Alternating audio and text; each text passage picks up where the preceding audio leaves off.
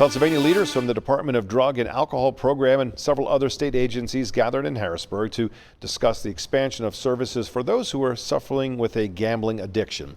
Fox 43's Milena Brown shares what resources are now being provided and some of the concerns that still remain. For millions of people, gambling has become a devastating addiction. Right after 9/11 is about a month and a half after 9/11 is when I fell into the addiction. For David Yeager, a military vet, gambling became a source of stress release, allowing him to escape everyday tribulations. Then I made what I call the biggest mistake that a budding disordered gambler can make, and I won.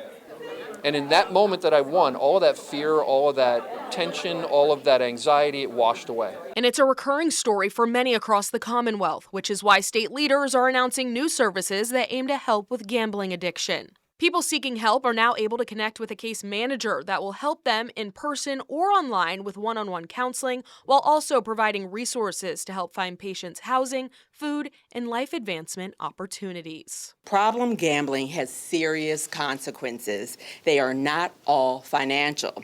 Relationships can suffer. People lose their jobs, homes, financial security, and connection to people they love. However, gambling contributes significant financial gains to the state. In just July of this year, nearly $3 billion were gambled on slots in Pennsylvania casinos, with the state taking in over $200 million in tax revenue, according to the Pennsylvania Gaming Control Board, which becomes a delicate balance for state leaders. That's an ongoing challenge, right? We have a situation in Pennsylvania where we have folks, both legislators, regulators, private industry, different departments that are tasked with a number of different situations, from raising revenue and generating revenue to also protecting the public. And that's exactly what it comes down to, is ways to continue enhancing and expanding the different services that exist. And for someone who has overcome their own addiction, he wants to make sure resources continue to be provided. What I feel is that if you're going to offer an addictive product, if you're going to offer something that can be problematic for people,